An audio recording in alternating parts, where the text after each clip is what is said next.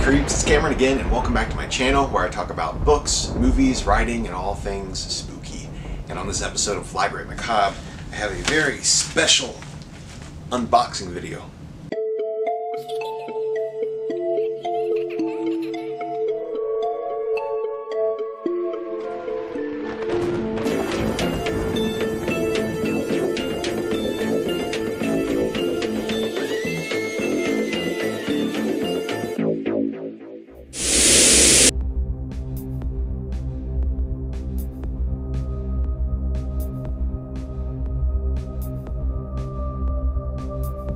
So recently I was at a bookstore and I bought a whole bunch of horror paperbacks, and I did a big haul video about those books. And in that haul I found a couple of books from Mark Morris. So we have The Deluge and The Immaculate, and these are both published by Leisure in 2006 and 2007. And this is an author who's been writing for quite a long while, I think since the 90s, and he is still at it. He's still releasing a bunch of books. But anyway, he recently reached out to me and said that he's a big fan of Library Macabre, which was awesome. I love it when authors reach out and tell me that they're a fan of this channel. It's a great honor. So thank you so much, Mark, for reaching out. And he was also so nice and offered to send me some of his books. Now he lives in the UK, so that's a big deal. You know, shipping books to the US from the UK, it costs a pretty penny. It's not cheap. But he was able to find, you know, a more affordable way to send them, and I got those today. So he sent 2 big packages full of his books that he has written over the years. I don't know for sure what's in here. I know one title in particular that I'm very excited about, but the rest is a surprise to me. So thought I would unbox these for you and show you what he sent.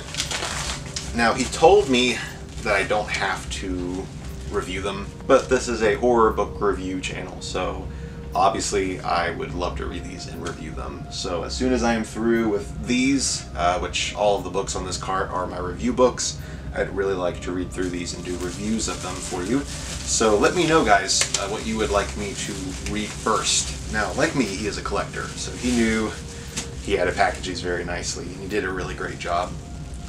Ooh, wow, this is beautiful. Here is a book called Warts and All by Mark Morris.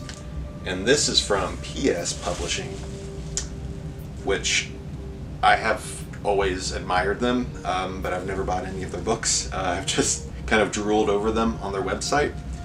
Wow, he signed this to me. He said, "To Cameron, keep book hauling, Mark Morris." That is amazing. And this book is gorgeous. Oh my god, look at that. Wow, thank you so much, Mark. This is amazing, and my very first PS Publishing book. Right, next up I see a book from Bloodshot Books. And this is one of the books that I knew would be included because he mentioned it. That is The Winter Tree.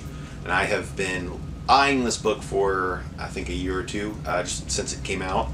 And yeah, I love the cover of this. It totally caught my eye when I first saw it on Facebook or wherever I saw it. I love that retro vintage look. So nice. And Bloodshot Books is awesome. They put out a lot of great books. And sure enough, he signed it. It says, "To Cameron, some pulp for your shelves, Mark Morris." Oh, I see another one from Bloodshot Books. Whew. This looks amazing. I've never seen this one before. Love it. It Sustains. I guess I should be reading what these are about.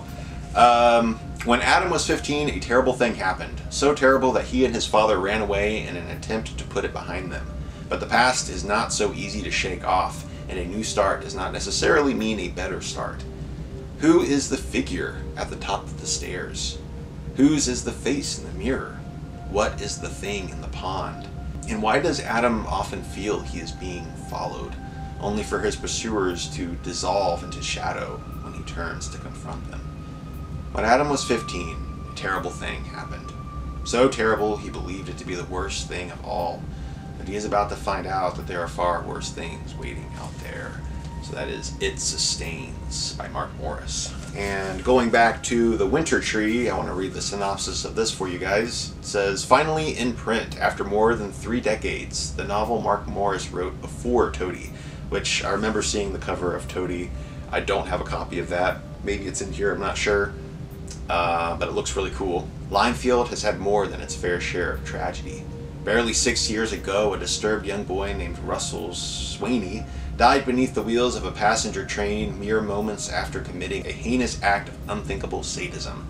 Now, a forest fire caused by the thoughtless actions of 2 teens has laid waste to hundreds of acres of surrounding woodlands and unleashed a demonic entity. Now, a series of murders plague the area, and numerous local residents have been reported missing, including the entire population of the nearby prison. But none of this compares to the appearance of the Winter Tree, a twisted wooden spire which seems to leach the warmth from the surrounding land. Horrified by what they have caused, the 2 young men team up with a former teacher and the local police to find the killer, but it may already be too late. Once planted, evil is ferocious. Like a weed, it strangles all life, and the roots of the Winter Tree are already around their necks. That sounds so good! And here we have Warts and All, which is actually a short story collection. Collects 30 of his stories. So it'll give me a nice sampling of his work. Alright, moving on. Here we have, alright, this is an older one. This is called Fiddleback, and this is a first edition published in 2002. When Ruth Gemmel's younger brother Alex fails to return her calls, she sets off to check up on him. Unable to find him in Greenwell, the town where he has been living and teaching, she begins her tentative inquiries. She soon discovers the locals to be frustratingly unhelpful, while the eerie town holds more questions than clues. Why are the police so uncooperative? Why is Greenwell so dark and lonely? And who is the gray man the school children saw Alex with not long before he went missing? As Ruth becomes concerned that something terrible has happened to her brother, events escalate mysteriously, dangerously out of control. Too late, Ruth realizes that her worst fears haunt her still, and that she is at the center of a far darker nightmare than she could have ever imagined. That gives me chills. I'm super excited for this, man. Oh, these all look so good. Alright, so that is it for the first package, so let's get into the next one. Oof, I see a couple of hardcovers in here. So next we have another book from PS Publishing, and this is called The Black. And I bet this is signed. It is. He signed every single one of these books. How awesome is that? Kate Nolan is a successful magazine editor with a loving husband, James, and a 5-year-old son, Max. Her life couldn't be more perfect, but one day she receives a phone call from James, which changes everything. Clearly distressed, James tells Kate to meet him at midnight outside the beach cafe once owned by her long-dead grandmother in a seaside town of Sea Haven, where they both grew up. A strange request made even more sinister by the fact that in recent weeks, Sea Haven has become prey to a serial killer who is targeting the local children. Kate keeps the midnight appointment, but instead of finding her husband and son, she finds herself drawn into an ever-tightening web of past misdeeds and long-buried secrets. As hopes for her missing family fade, Kate becomes involved in a desperate race against time. Where are her husband and son? Have they become the latest victims of the serial killer who calls himself demonic and seems to know her intimately? And what has all this to do with Kate's childhood terror of the impenetrable darkness known as the Black? So again, another very chilling sounding read. These synopses, each of them have given me chills, so that's a very good sign. And here we have another one from PS Publishing. This is awesome. The Uglymen by Mark Morris. It says that there's an introduction by Stephen Laws, which is very cool. Again, he signed it for me. Rob Loomis has everything he could wish for. A beautiful girlfriend, a job he loves, a nice flat in London. Life is sweet.